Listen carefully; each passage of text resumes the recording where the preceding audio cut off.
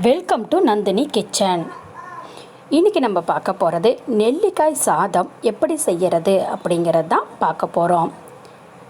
நெல்லிக்காய் சாதம் செய்ய தேவையான பொருட்கள்: சாதம் 1 கப்பு, வடித்த சாதம்ங்க,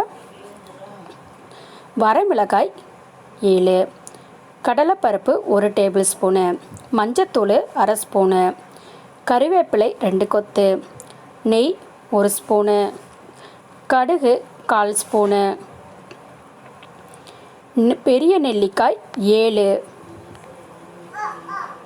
பொட்டுக்கடலை 2 டேபிள் ஸ்பூனு, உப்பு தேவையான அளவு, உளுந்தம்பருப்பு 1 ஸ்பூனு, பெருங்காயம் 1/4 ஸ்பூனு, நல்லெண்ணெய் 2 டேபிள் ஸ்பூனு.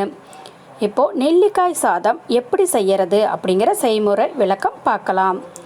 பேன் அடுப்பில் வச்சு ஹீட் ஆனதுக்கப்புறம் எண்ணெய் இதில் சேர்த்துக்கோங்க. எண்ணெய் சூடானதும் கடுகை இதில் சேருங்க. கடுகு நல்லா வெடிக்கட்டும். கடுகு வெடித்ததும் உளுந்தம்பருப்பை சேர்த்து வதக்க விடுங்க. அது வதங்கிடும். கடலைப்பருப்பை சேர்த்து நல்லா வதங்க விடுங்க. இதுவும் வதங்கியதும் கருவேப்பிலையை இதோட சேர்த்துக்கோங்க. வரமிளகாயும் சேர்த்து நல்லா பரட்டி விடுங்க. இது நல்லா கலர் மாறணும்.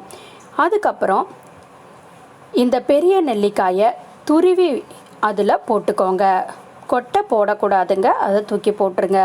அதை கலரி அடுப்பை ஆஃப் பண்ணிவிட்டு இந்த சாதத்தை அதோட ஒன்றா போட்டு நல்லா கலருங்க. கலர்னதுக்கப்புறமா இந்த பொட்டுக்கடலையை நெய்யில் வறுத்து மேலே தூவிக்கலாம். இப்போ சூப்பரான சுவையான நெல்லிக்காய் சாதம் ரெடி.